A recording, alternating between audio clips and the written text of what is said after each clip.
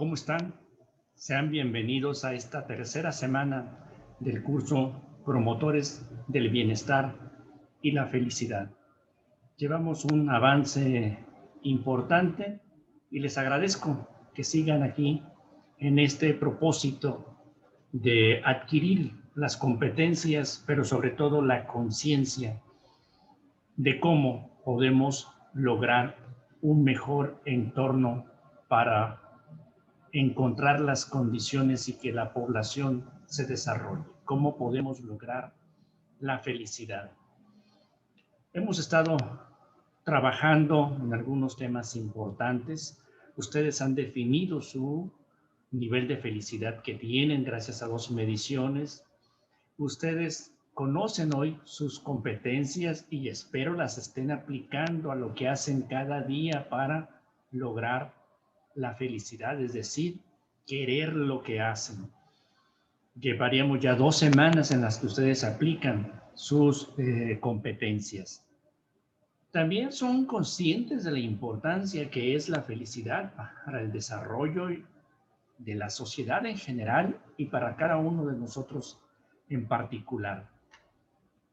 Saben que hay obstáculos importantes, algunos de ellos difíciles de quitar porque los tenemos en el inconsciente, pero también saben que hay caminos para lograr la felicidad y que una de las formas es identificando los obstáculos, identificando qué hábitos nos llevan a eliminar esos obstáculos y que para construir esos hábitos tenemos infinidad de prácticas que nos pueden sacar adelante.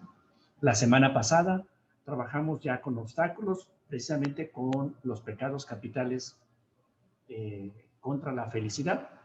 Hablamos del primero de ellos, que es no tener una definición exacta, el que la gente desconoce de alguna manera a qué se refiere cuando habla para felicidad. Sin embargo, ustedes ya tienen su propia definición, ustedes ya identificaron áreas donde pueden aplicar esa definición para que trabajemos en la felicidad y recordemos que la felicidad no se persigue, porque entre más la persigues, más se aleja. La felicidad se construye paso a paso, todos los días, siendo conscientes. O como dice el autor del curso,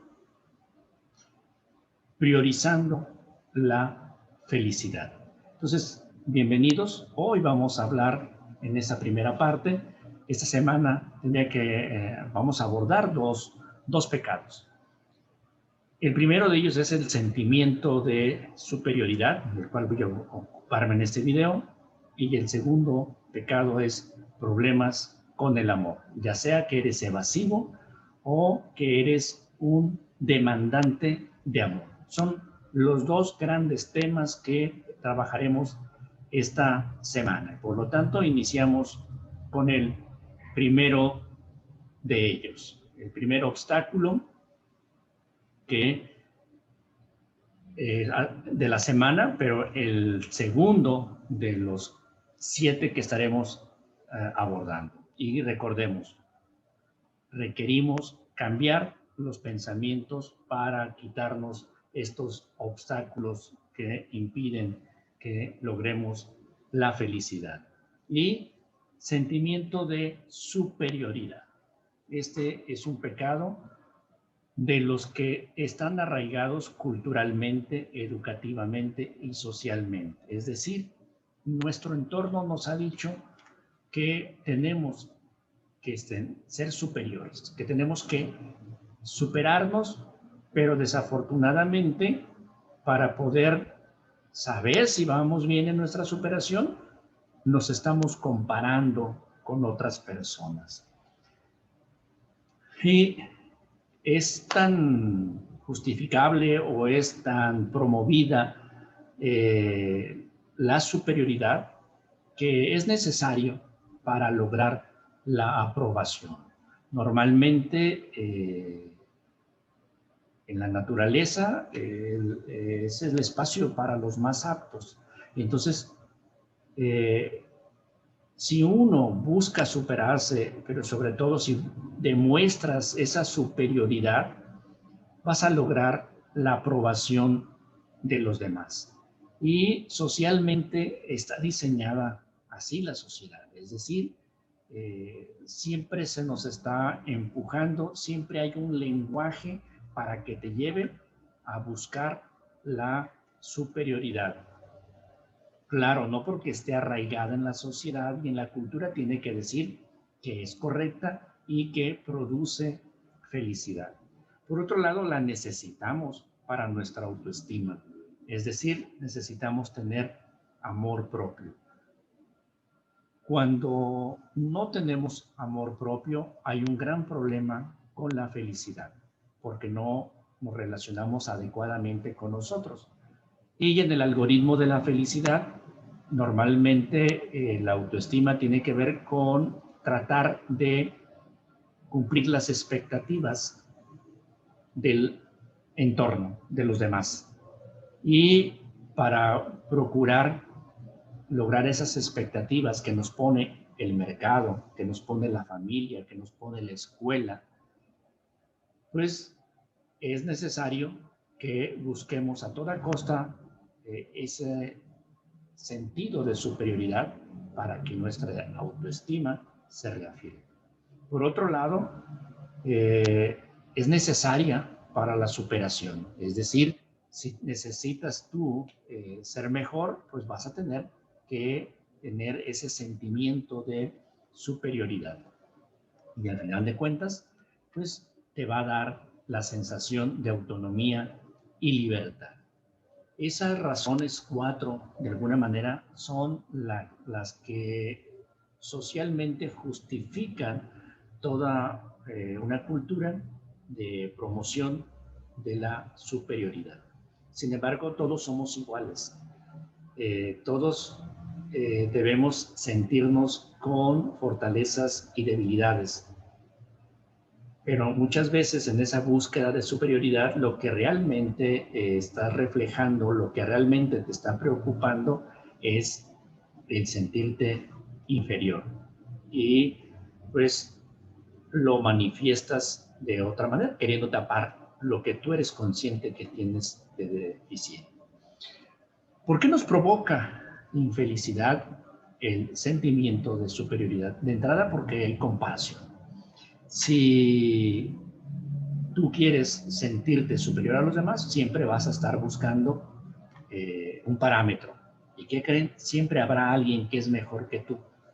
¿Por qué?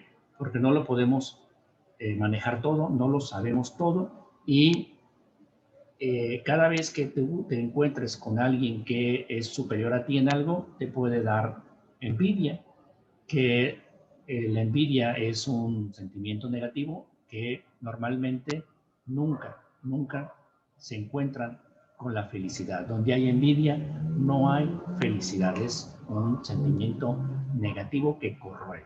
Entonces, en esa búsqueda de la superioridad vas a estar queriendo tener un parámetro, vas a querer compararte. Y una de las reglas es, ¿quieres ser feliz? No te compares. Es decir, no estés alimentando el sentimiento de envidia. Por otro lado, la búsqueda de superioridad busca formas concretas de decir que soy superior. Hay cosas o habilidades que son difíciles de comparar porque son muy personales. Entonces, ¿cómo voy a demostrarte que soy superior? Pues con objetos materiales, es decir, con riqueza, con autos, con casas, para decir que a mí me va mejor que a los demás, que soy mejor que los demás porque tengo más objetos materiales. Y de alguna manera aquí convergen dos de las falsas creencias que decía Bertrand Russell. La gente equivocadamente busca la felicidad en el poder y en el consumismo. Y aquí, digamos, esta búsqueda de superioridad, pues es otra forma de decir, yo soy el poderoso, yo soy quien tiene esa superioridad. Y eso te lleva al materialismo, que es el consumismo. Y el que nosotros estemos en un mundo del consumismo, nos damos cuenta que, bueno, estamos destruyendo el planeta, estamos destruyendo el ecosistema, pero estamos acumulando cosas que al cabo de un tiempo no las necesitamos, que simplemente generan barreras para la conectividad social y nos llevan a una soledad. Es decir, compras un objeto y al cabo de un tiempo ya no te sirve de parámetro para demostrar que eres superior, pero sí te sirve de alguna manera para poner una barrera social. Entonces, la gente entre más cosas tiene, más aislado está de la sociedad porque tiene miedo que se las quiten, que se las roben, entonces tiene que cuidarlas. Entonces, el materialismo te genera infelicidad, no tan solo por los daños que está generando al medio ambiente que causa estragos, sino porque también socialmente no te permite una mayor conectividad. Y lo que han descubierto algunos estudiosos es que el sentimiento de superioridad te hace menos atractivo. O sea, las personas que están dando muestras de prepotencia normalmente no les agradan a otras personas. Por lo tanto, tienden a tener menos relaciones afectivas con lo que les rodean. Y recuerden, la felicidad es una adecuada relación con lo que te rodea, y lo que te lleva a la felicidad en el largo plazo son las relaciones profundas y duraderas. Y a final de cuentas, pues también corremos el riesgo de que en esa búsqueda de la superioridad caigamos en la tentación de hacer trampa. Se ha visto con gente que genera muy buenos negocios, que no tienen necesidad de hacer trampa y terminan en la cárcel, terminan incluso algunos casos muy sonados de gente que hace fraude a nivel internacional en las crisis, o sea, terminan suicidándose. Todo por la búsqueda equivocadamente de la felicidad en la superioridad. Entonces, debemos ser conformistas, debemos quedarnos como estamos y no buscar superarnos. Bueno, hay que buscar la superación, más no la comparación, y hay que buscar ser mejores sin compararnos con otros, sino comparándonos con nosotros mismos. Dan Ariely, en sus estudios, que tiene diversos sobre el comportamiento irracional de las personas, hizo estudios muy interesantes y encontró que a las personas que se les somete a ciertas pruebas con la posible recompensa, es decir, con una manifestación de ganar algo que lo haga sentirse superior, eh, tiene un efecto en el rendimiento siempre y cuando esas tareas sean mecánicas, sean rutinarias y que no impliquen una actividad pensante. Entonces, trabajar bajo presión o trabajar con un sentido de competencia no te hace lograr el éxito ni te da un mayor rendimiento. ¿Por qué? Porque mientras estás haciendo las actividades pensando en ganar, estás desaprovechando una parte del cerebro. Es decir, no podemos pensar en tantas cosas. O pensamos en la actividad que tenemos que hacer, o pensamos en ganar, o pensamos en el resultado. Entonces, distintos estudios de Dan demuestran que el trabajar bajo presión para actividades intelectuales tiene un rendimiento menor a si lo haces sin esa presión. Por lo tanto, tenemos que cambiar pensamientos en torno al éxito y en torno a la superación. Es decir, eh, ese sentimiento de superioridad tenemos que cambiarlo por un sentimiento de dominio y maestría y perfeccionamiento de lo que hacemos respecto a lo que hacíamos 1 o 2 o 3 días antes. Y el hábito que te puede ayudar a contrarrestar ese sentimiento de superioridad, pero además que te lleva a disfrutar las cosas que haces, que te lleva a ser mejor, es decir, tener un dominio, una maestría en tu trabajo, es el flujo. Encontrar experiencias flujo. Y otras alternativas que hay es como decir, hacer actividades o dedicarte a un trabajo que le dé sentido a tu vida. O como dijo Ken Robinson, hay que descubrir tu elemento o como dicen los japoneses, encuentra tu ikigai. Muy conocido el libro de Viktor Frankl, El hombre en busca de sentido.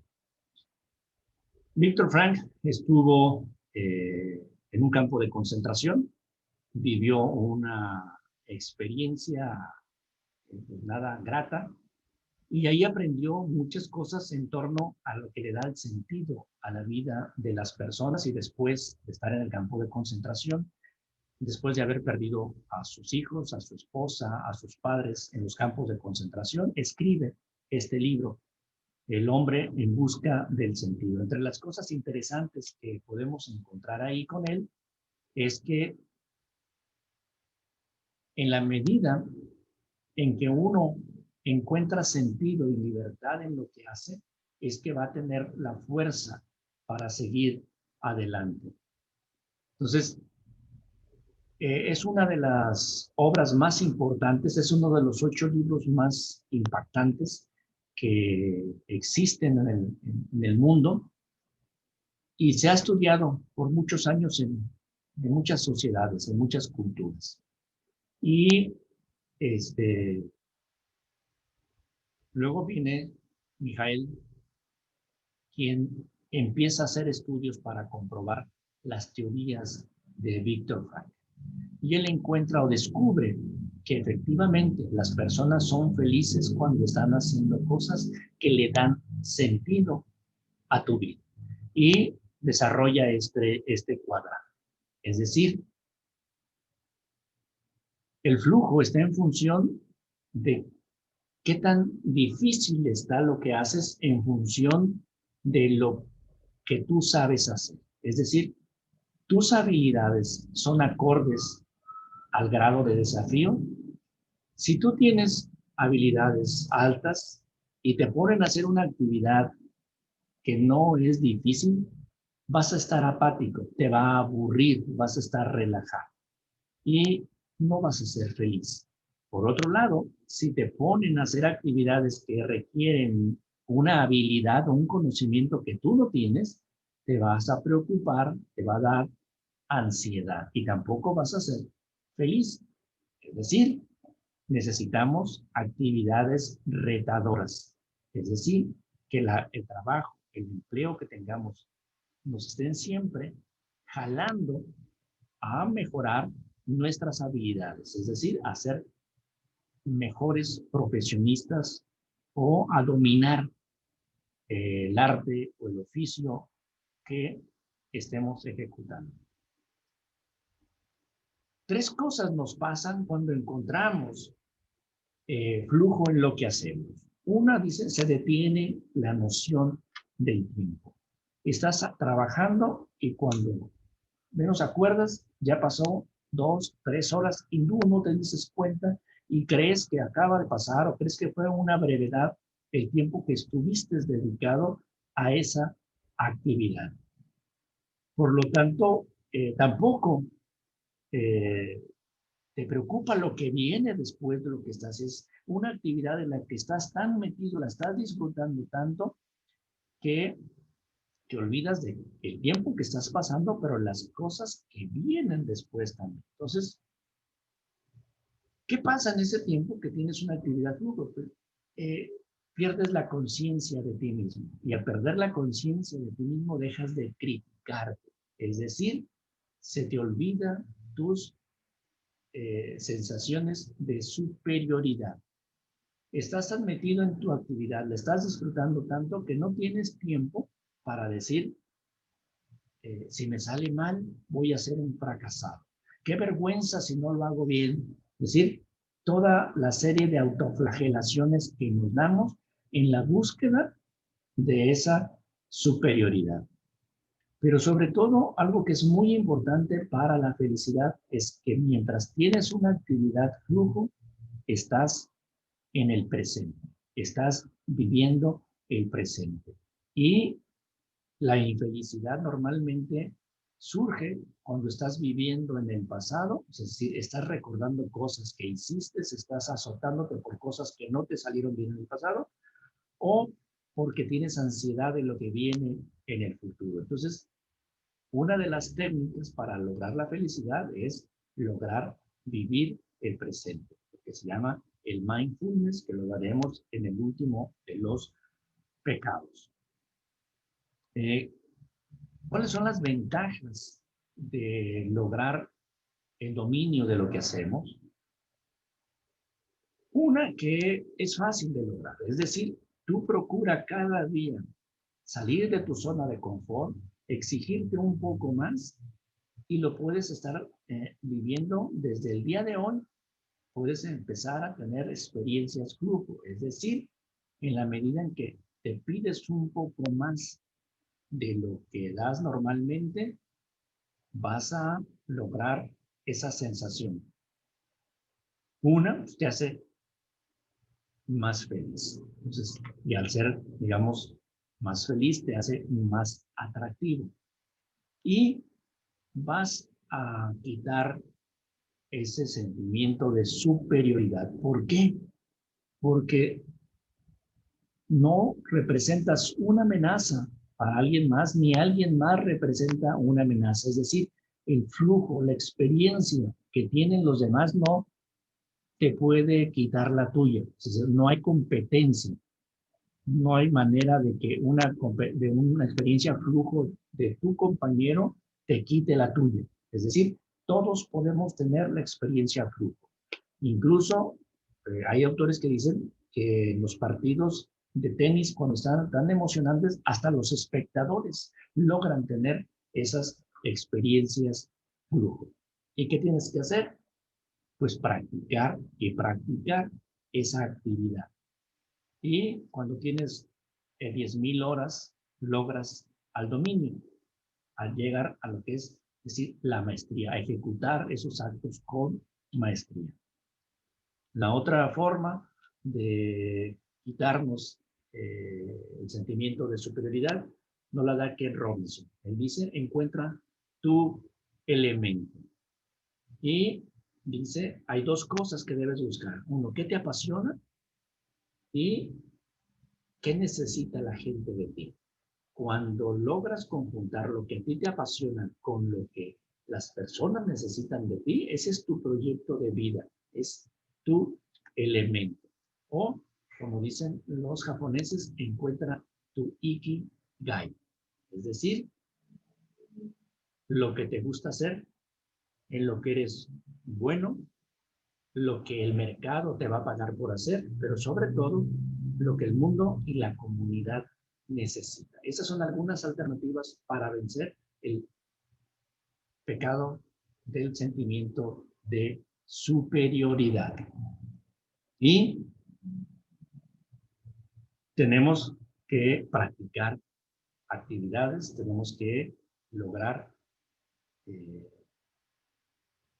hacer tareas cada día para eh, contrarrestar la necesidad de superioridad.